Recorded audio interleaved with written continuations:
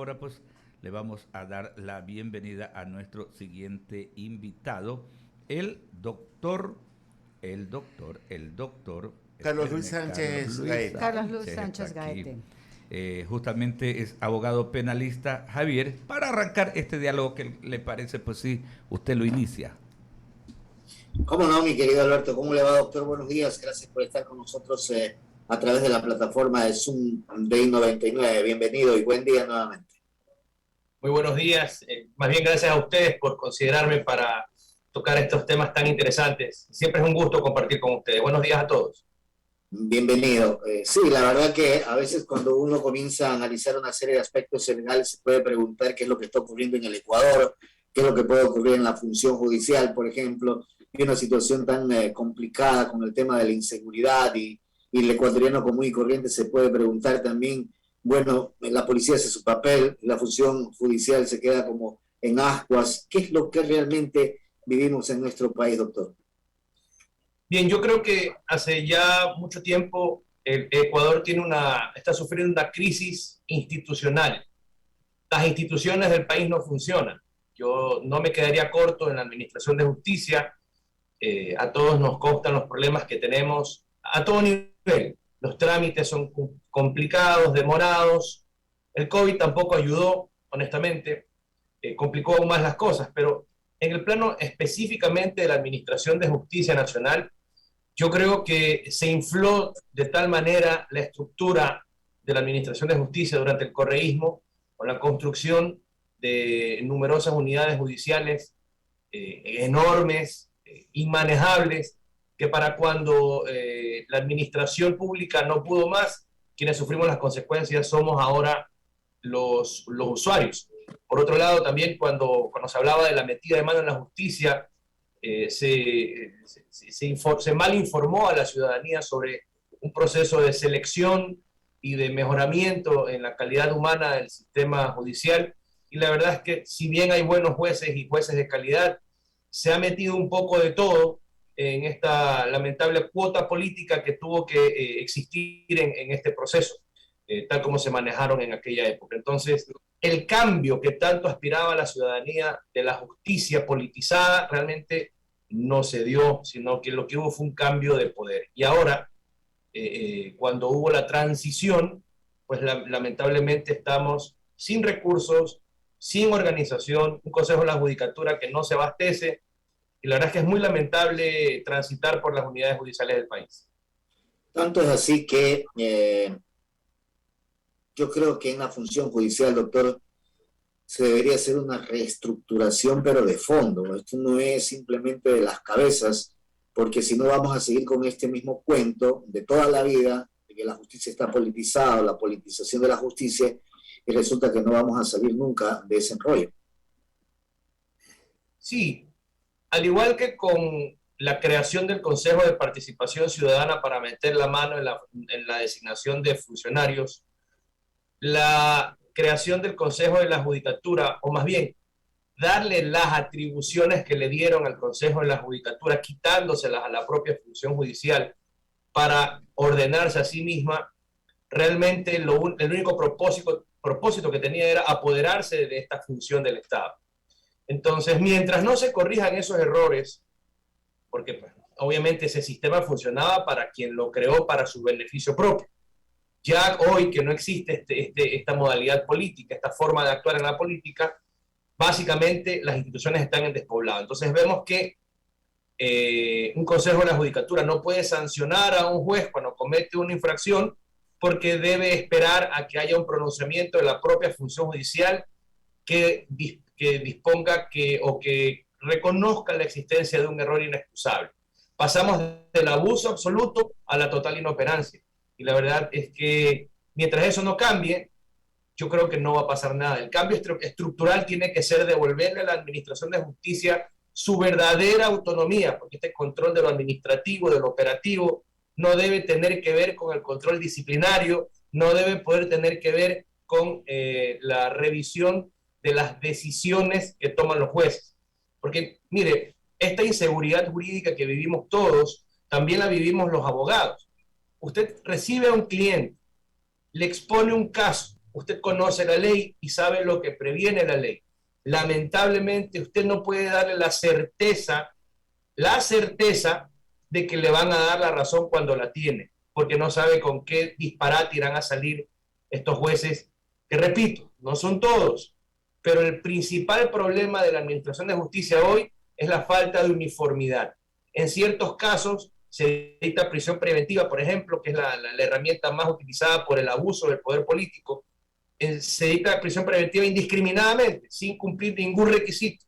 A nadie le importa y la noticia, cuando no le interesa, cuando no es una noticia política, no lo revisa. Y en otros casos hay sujetos que son sometidos a un proceso penal y que son tratados como si fueran invitados a tomarse un té con los jueces y fiscales. Y la verdad es que estas diferencias son las que marcan las injusticias que la ciudadanía percibe. De mi parte, gracias, doctor. Verónica Landeta continúa con la entrevista en el panel. Gracias, Javi. Doctor Carlos Luis Sánchez, ¿cómo está? Verónica Landeta le saluda a los tiempos. Muy buenos días, Verónica, y un feliz día para usted y a todas las mujeres de I99 y a quienes nos están escuchando. Y aquí hay un montón. Mil gracias. Ahorita aquí, Giovanita y yo estamos aquí en cabina.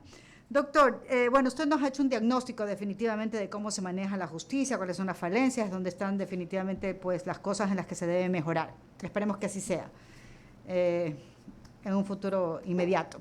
Un total de 1.338 mujeres han sido víctimas de femicidios y muertes violentas en el Ecuador en los últimos 7 años. ¿A qué se debe esto? ¿Es tema de leyes? ¿Es tema del sistema judicial? ¿O definitivamente cuál es el trasfondo?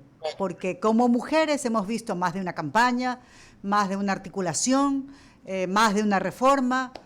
Sin embargo, el tema de la violencia es una tarea pendiente para todos los países. Es un gran tema. Mire, la violencia que no es exclusiva contra las mujeres, pero evidentemente se produce en un mayor número en la relación de pareja, como lo que se conoce ahora en la ciencia jurídica como la violencia de género, porque ese es otro fenómeno que tenemos que tener muy en cuenta. Ya no se habla del género convencional hombre y mujer, sino que se habla de la violencia de género. Realmente es un daño que se le ha cometido o en el que se encuentra inmersa la sociedad y que es una crisis que no es sociológico el tema, no es solamente jurídico, es lo que quiero decir. Al punto que la ciencia penal, que es la que se dedica a la imposición de la pena tras una infracción, y obviamente la agresión a un ser humano, en este caso una mujer en lo específico, es una infracción penal, pues se ha llegado a proponer desde la ciencia penal la abolición del derecho penal porque no ha resuelto los problemas que se suponía iba a resolver. Con esto estoy medianamente de acuerdo. Yo creo que la violencia no se va a resolver metiendo al infractor a la cárcel cuando estas cárceles están como están. Ese es otro problema aún más grave, sino que mientras no se ataque el fondo, el tema cultural, la educación, la formación en valores, ese tipo de cuestiones que se han abandonado desde hace mucho tiempo, la verdad es que vamos a seguir en esta lucha interminable de meter presos a unos pocos mientras entran y salen de las cárceles estos mismos y los que no son aprendidos continúan agrediendo. La violencia contra la mujer definitivamente tuvo un factor determinante durante la pandemia. Yo creo que la pandemia por el COVID-19 ha producido una crisis de sanidad mental mundial.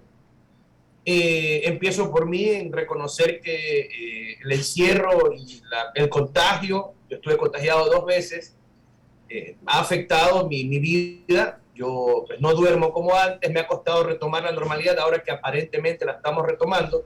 Y eso que afortunadamente yo lo puedo decir desde la comodidad de una persona que tiene recursos para tener un domicilio, las comodidades, televisión, distracción, y etcétera. Afortunadamente, imagínese usted el escenario de la persona que está sumida en la pobreza, que está encerrada en un cuarto incómodo, sufriendo incomodidades de calor, necesidades de hambre, de dinero, todo esto produce violencia. Entonces las parejas que se quedaron encerradas durante la pandemia generaron violencia. La pandemia ha producido una crisis de sanidad mental que sin duda tiene que haber disparado, creo yo que es un factor que tiene que haber disparado la violencia intrafamiliar. Ya, ¿cómo mejoramos eso? ¿Cómo lo hacemos? ¿Cómo superamos esas cosas que nos separan a hombres de mujeres?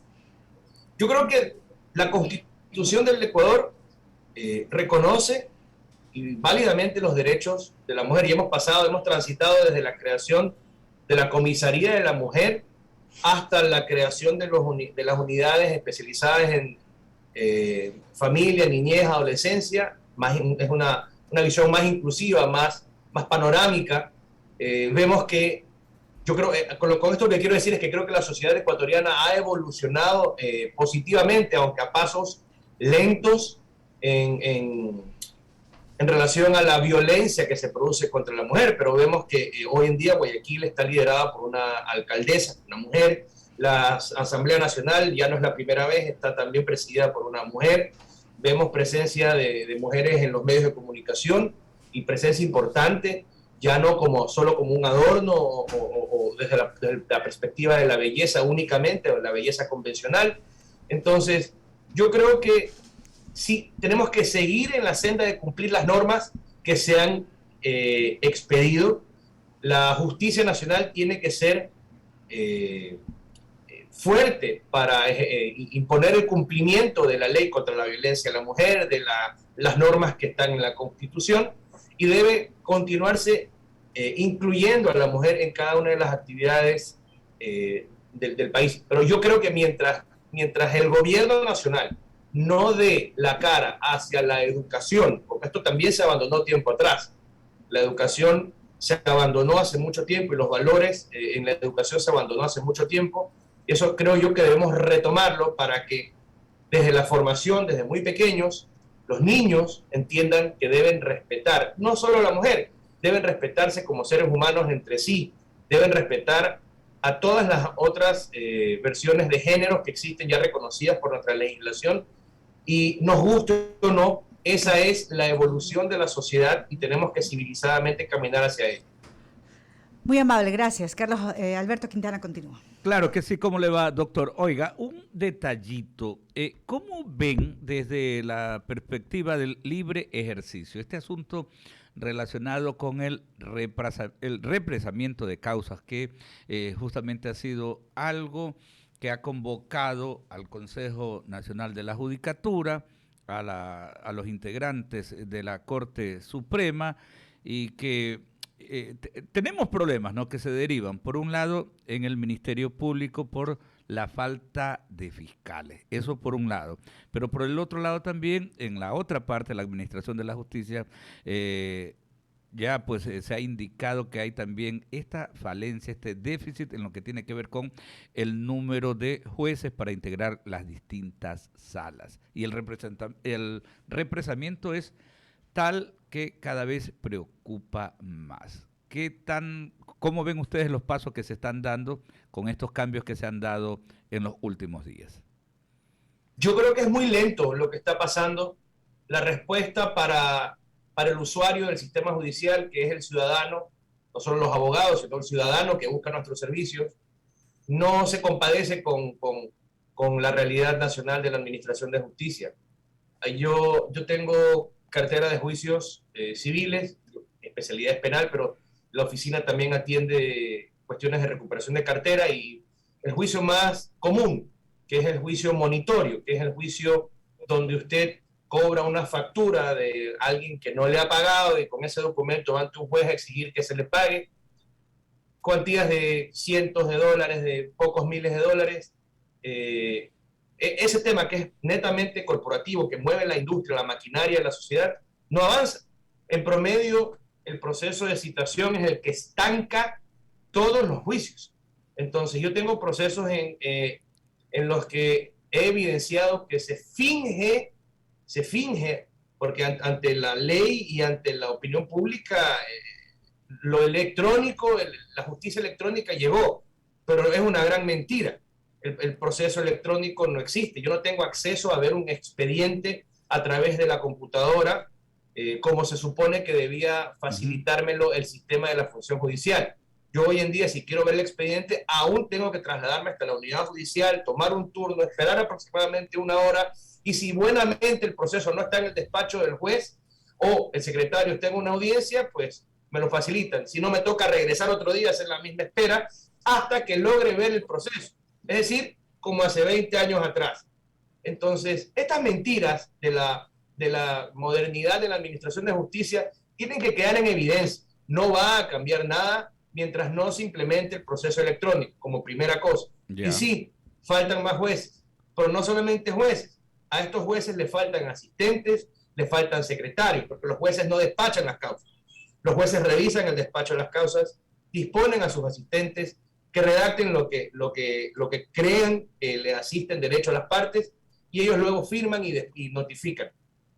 Pero no tienen personal, no tienen material, trabajan en condiciones infrahumanas, en un calor extremo, sin luz, sin agua, sin baterías sanitarias. Realmente el trabajo de los jueces, de los buenos jueces, que repito, sí hay, es loable. Lo hacen por vocación, lo hacen porque les gusta administrar justicia, y obviamente no podemos desconocer esa otra porción de la administración de justicia que nos tiene podridos hasta la médula, que es la corrupción. Ojalá contra eso también se combata. Pero ¿qué creo yo que está pasando? O sea que la judicatura, absolutamente nada. Para ponerlo en perspectiva, ¿no? O sea, por un lado es el déficit en el personal, por un lado, el tema informático por otro lado, y las condiciones físicas, ¿no? Porque incluso aquí, hace pocos días que estaba la doctora María Josefa Coronel, directora provincial de la Judicatura, pues reconocía aquello, ¿no? De que mencionábamos, por ejemplo, lo que ocurre en estas instalaciones acá en el sector de la Florida, esto en la vía a Daule, ¿no? Tremenda infraestructura, pero con falencias terribles, ¿no? No hay las condiciones adecuadas, y hasta notaban lo de las baterías sanitarias. Y eso pues definitivamente atenta contra el trabajo que deben de mantener pues todos quienes están involucrados en esta temática, porque no solamente jueces, sino todos los asistentes, ¿no? Así es. Es muy lamentable el estado en el que se encuentra la unidad judicial de la Florida Norte, un edificio hermoso, enorme, un complejo de edificios, está en completo abandono, los vidrios de los edificios están sucios, el tumbado se cae a pedazos, los archivos están expuestos a la luz. Usted pasa por afuera de la unidad judicial y puede ver torres de cartones apegados hacia los vidrios. Esa no es la forma de manejar archivos. Esos documentos se están dañando bajo la luz del sol. Hay una forma de administrar archivos. El Consejo de la Judicatura no la está ejecutando. Entonces, estos archivos que luego no aparecen o se dañan, causan problemas en los procesos. Claro. La jardinería no existe, es un tierrero, está lleno de animales, de gatos, de perros, apesta. Los ascensores sirve uno de cada 3. Realmente es deplorable el estado de la administración de justicia, y increíble cómo permitimos que se llegue a esto en tan poco tiempo. Así es, la verdad es que es un verdadero retroceso, inversiones grandes que se hicieron también en estas edificaciones, pero vean ustedes, en algún momento incluso se determinaba que cuando se demoraba la entrega de ese edificio era porque no tenía ni siquiera una escalera de emergencia, ¿no? Cuando lo construyeron. Es algo terrible, ¿no? 9:29, doctor, gracias por atendernos, un fuerte abrazo a la distancia. Un gusto, siempre estar con ustedes. Saludo para la audiencia. Gracias, el abogado Carlos Luis Sánchez Gaete.